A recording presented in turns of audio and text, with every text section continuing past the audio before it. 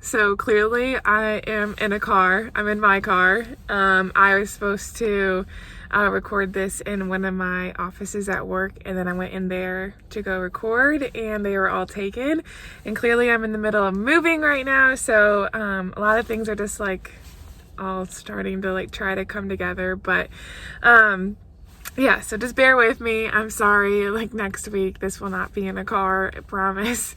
But welcome back. We are so happy to be back. We all took a much needed break, as I'm sure you guys enjoyed your break. But we are so excited to be back. We've been praying for you guys. We've been praying for this semester, and we are just so thrilled to still have this opportunity to pour into all of our youth and have such a close relationship with you guys. And so, yeah, that we are going to kick off this semester talking about relationships. And as we talk about relationships, I know some of you might have just cringed because like, oh, who wants to talk about relationships? But as you know, there's many types of relationships. There's relationships with a parent or both your parents, or there's relationships with a brother or a sister or a cousin, a friend, a best friend, a boyfriend, a girlfriend, and most importantly, the best relationship of all of them is your relationship with Jesus, which is what we're going to start talking about right now. And I realize that some of you might not have a relationship with Jesus, and some of you might have a decent relationship with Jesus, or some of you might have a great relationship with Jesus.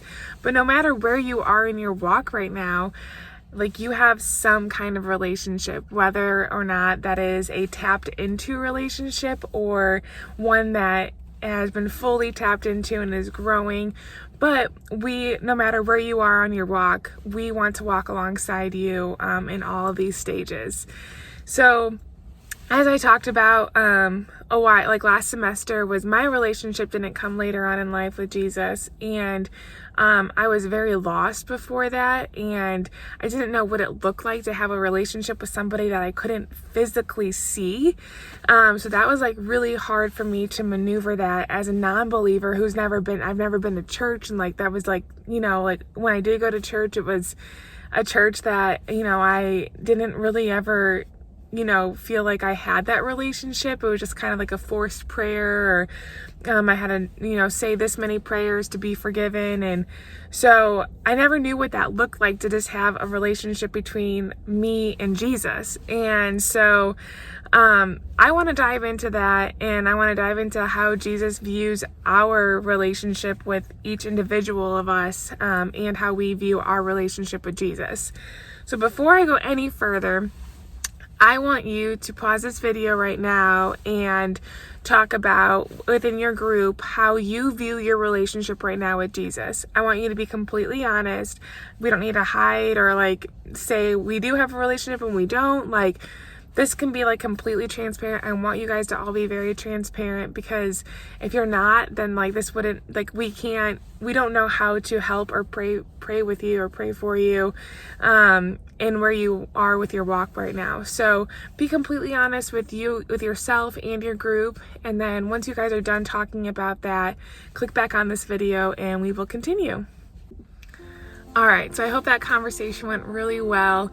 But I want to talk about what this relationship looks like that we could have with Jesus. So I want you to think about somebody that you have a great relationship with here on earth. Like, you look forward to seeing them, you love talking to them, and if you don't talk to them every day or every week, then you're so far behind and you feel like it's been forever. I want you to think of that person.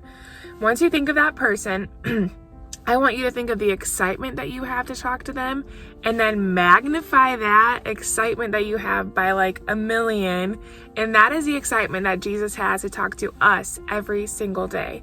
So Jesus desires this relationship with us. He desires to talk to us every day. He desires to just be with us, and he lives in us, which is a different conversation to have. If you don't know what that looks like, please ask your youth group later. But the relationship that we have, like, Jesus desires to just have a a regular conversation with him. So like, just like you would your friend, like when you pray to Jesus, you don't always have to ask him for something. It doesn't have to be whenever you're in need of something. Like when I pray to Jesus every morning, when I wake up, it's thank you for waking me up today. Thank you for this day that I get to, I get to love on your people. Like, please give me people to love that, like, I normally wouldn't be, like, I wouldn't be in a position to do that. So just like praying to him, to ask him to, so that people can see him through us. And that's not the only prayer that I pray every morning, but I also pray to Jesus throughout the day. And so it's, there's so many types of prayers, and there's so many ways that we can pray. It doesn't always have to be like, I am in need, or I am in trouble, or anything like that. It's just like, it could always be like, thank you for this meal that you've provided, thank you for these friends that you've given me, thank you for these conversations that I get to have, thank you for this youth group. So it doesn't have to be a complicated conversation, but it does need to be a conversation, because the one common denominator that is in all relationships that you have is communication. Like, you would not have a relationship if you don't communicate. And you guys might have experienced that. Like, you might have dated somebody or had a friend or a family member that like didn't really know how to communicate well. And so like the relationship just like kind of flopped, or like you fought a lot.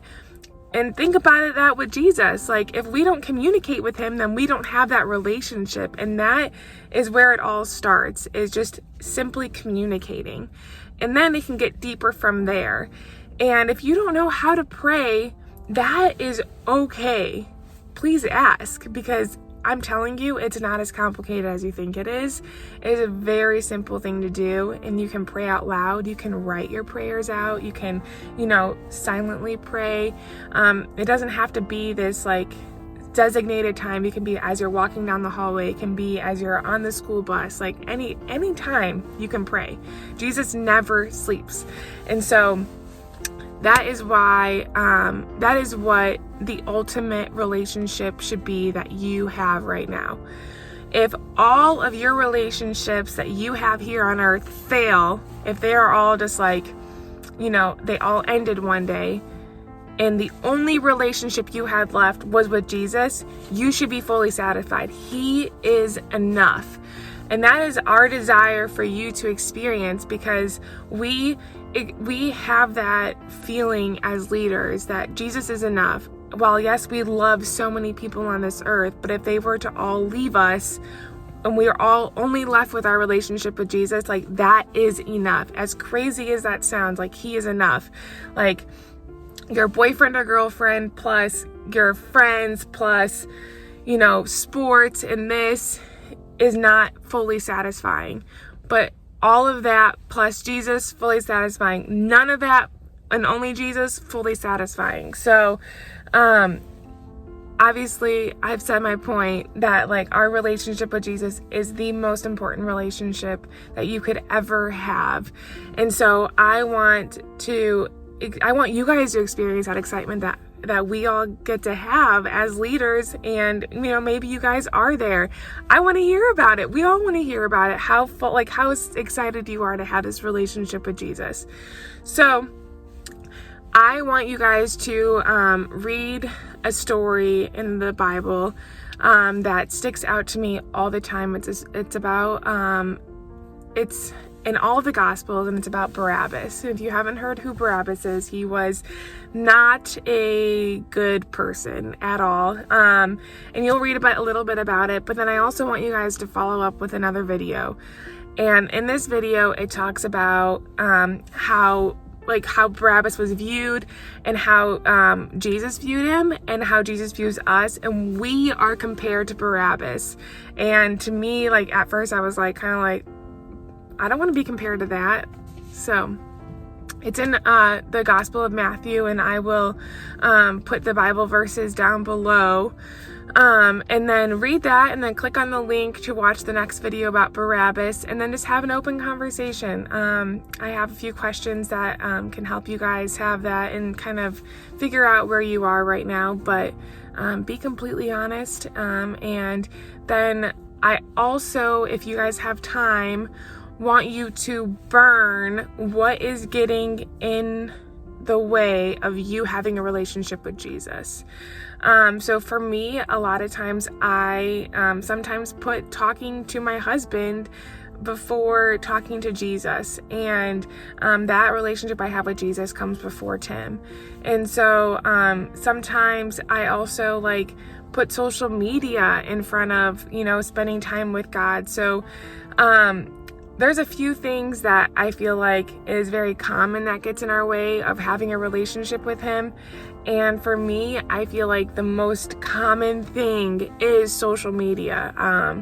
It's sometimes, as much as I hate to admit it, is like the first thing that I look at in the morning, and it is not satisfying to look at that. If I open my Bible instead, it would be much more satisfying. So I want you to burn what is going to be getting in the way of you having a relationship with Jesus, just so you can start getting those wheels turning of what you need to do to have this fully satisfying relationship, and understand this desire that Jesus has to have a relationship with us. So I've talked enough. I will let you guys all chat on your own, but I will see you guys next week.